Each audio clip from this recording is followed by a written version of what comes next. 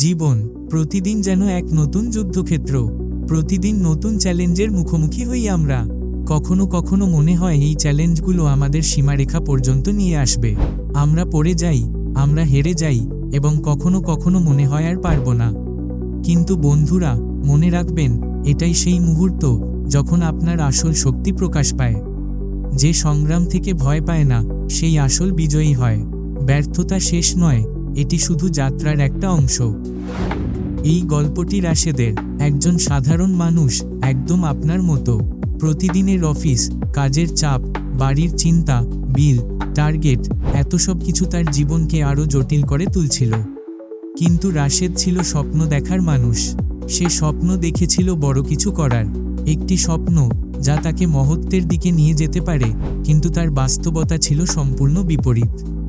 রাশেদের জীবন একঘেয়েমিতে পরিণত হয়েছিল, একটা বিরক্তিকর, পুনরাবৃত্তিমূলক জীবন। প্রতিটি রাত তার মনের মধ্যে একটাই প্রশ্ন নিয়ে তাকে জেগে রাখত, আমার জীবন কি এটাই? আমি কি শুধু এটুকুর জন্যই তৈরি হয়েছি?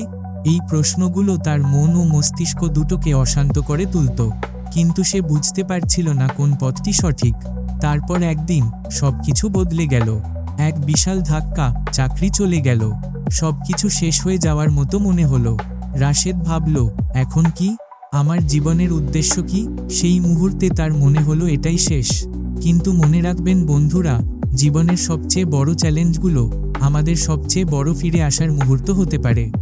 সেই কষ্ট, সেই হতাশা থেকে কিছু নতুন জন্ম নেয়। রাশেদ বুঝতে পারল, যদি আমি এখন হার মেনে নিই, তাহলে জীবন আমাকে আর কোনো সুযোগ দেবে না। সে সিদ্ধান্ত নিল, আর কোনো অজুহাত নয়। সে নিজের জীবনের নিয়ন্ত্রণ নেওয়ার সিদ্ধান্ত নিল। রাশেদের সামনে ছিল দুটি পথ, হয় সে হার মেনে নেবে, না হলে নতুন কিছু শিখবে। আর সে দ্বিতীয় পথটি বেছে নিল। রাত জেগে ইন্টারনেটে নতুন দক্ষতা শিখতে শুরু করল। সে ফ্রিল্যান্সিং শুরু করল, নতুন চাকরির সুযোগ খুঁজতে লাগল। প্রথমে সে ব্যর্থ হয়েছিল, হ্যাঁ, অনেকবার পড়েছিল, কিন্তু প্রতিবারই উঠে দাঁড়িয়েছিল। কারণ সে বুঝতে পেরেছিল, সাফল্যের জন্য ধৈর্য ও ধারাবাহিকতা প্রয়োজন। সাফল্য একটি যাত্রা, এবং প্রতিটি ব্যর্থতা এই যাত্রার একটি ধাপ। ধীরে ধীরে রাশেদ তার জীবনের মোড় ঘোরানো শুরু করল।